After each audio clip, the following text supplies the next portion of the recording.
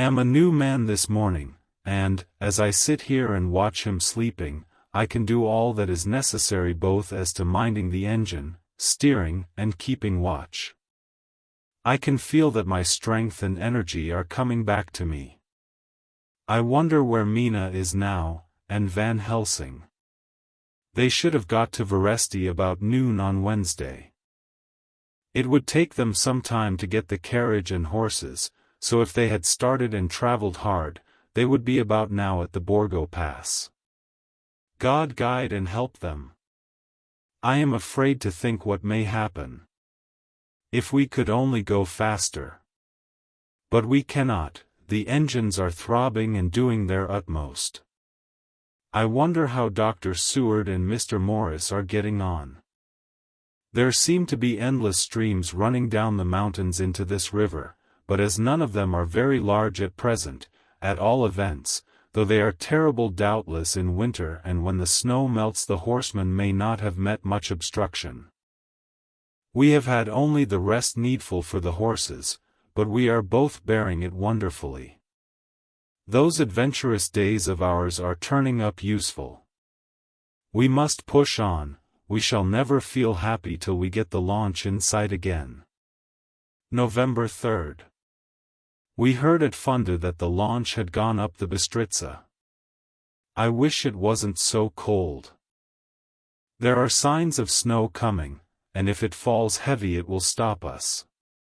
In such case we must get a sledge and go on, Russian fashion. November 4th. Today we heard of the launch having been detained by an accident when trying to force a way up the rapids. The Slovak boats get up all right, by aid of a rope and steering with knowledge. Some went up only a few hours before.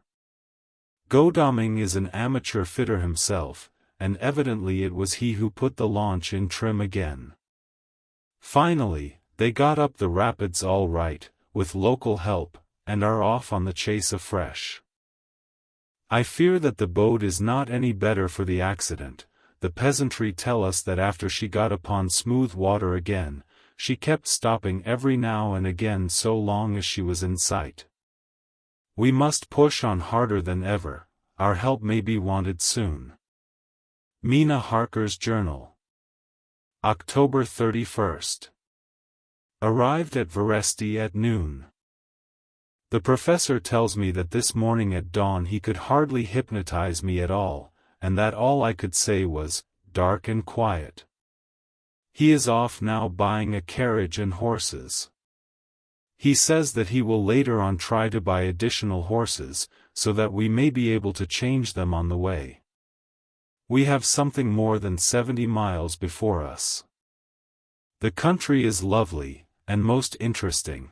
If only we were under different conditions, how delightful it would be to see it all. If Jonathan and I were driving through it alone, what a pleasure it would be.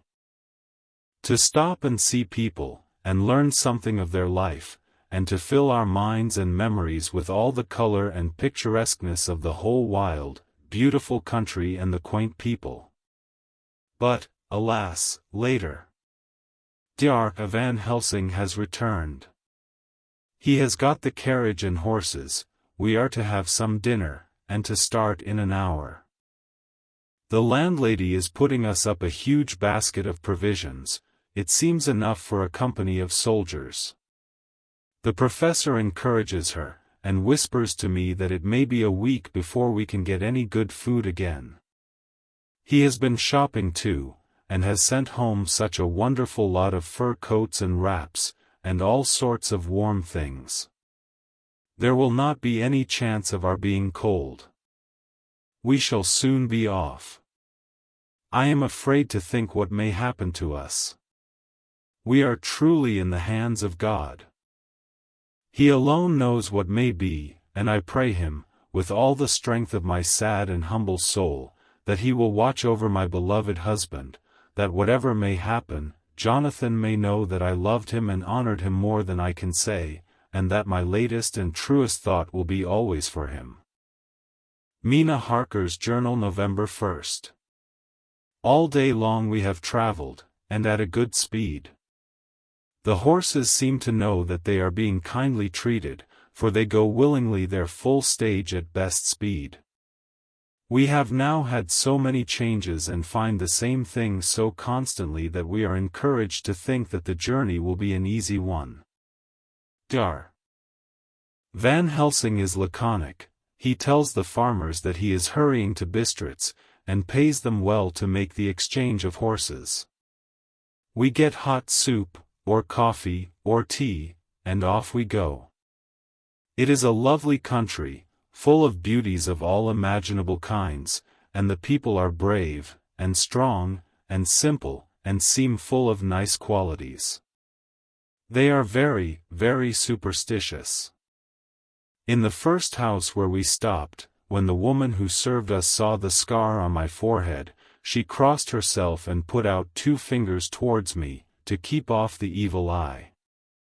I believe they went to the trouble of putting an extra amount of garlic into our food, and I can't abide garlic. Ever since then I have taken care not to take off my hat or veil, and so have escaped their suspicions. We are traveling fast, and as we have no driver with us to carry tales, we go ahead of scandal, but I dare say that fear of the evil eye will follow hard behind us all the way. The professor seems tireless. All day he would not take any rest, though he made me sleep for a long spell. At sunset time he hypnotized me, and he says that I answered as usual, darkness, lapping water and creaking wood, so our enemy is still on the river. I am afraid to think of Jonathan, but somehow I have now no fear for him, or for myself. I write this whilst we wait in a farmhouse for the horses to be got ready. Dr. Van Helsing is sleeping. Poor dear, he looks very tired and old and grey, but his mouth is set as firmly as a conqueror's. Even in his sleep he is instinct with resolution. When we have well started I must make him rest whilst I drive. I shall tell him that we have days before us, and we must not break down when most of all his strength will be needed. All is ready, we are off shortly. November 2nd, morning. I was successful, and we took turns driving all night. Now the day is on us, bright though cold. There is a strange heaviness in the air. I say heaviness for want of a better word, I mean that it oppresses us both. It is very cold, and only our warm furs keep us comfortable. At dawn Van Helsing hypnotized me. He says I answered darkness, creaking wood and roaring water, so the river is changing as they ascend. I do hope that my darling will not run any chance of danger more than need be, but we are in God's hands. November 2nd, night. All day long driving. The country gets wilder as we go, and the great spurs of the Carpathians, which at Veresti seemed so far from us and so low on the horizon, now seem to gather round us and tower in front. We both seem in good spirits. I think we make an effort each to cheer the other. In the doing so we cheer ourselves. Dr. Van Helsing says that by morning we shall reach the Borgo Pass. The houses are very few here now, and the professor says that the last horse we got will have to go on with us, as we may not be able to change. He got 2 in addition to the 2 we changed, so that now we have a rude 4 in hand. The dear horses are patient and good, and they give us no trouble. We are not worried with other travelers, and so even.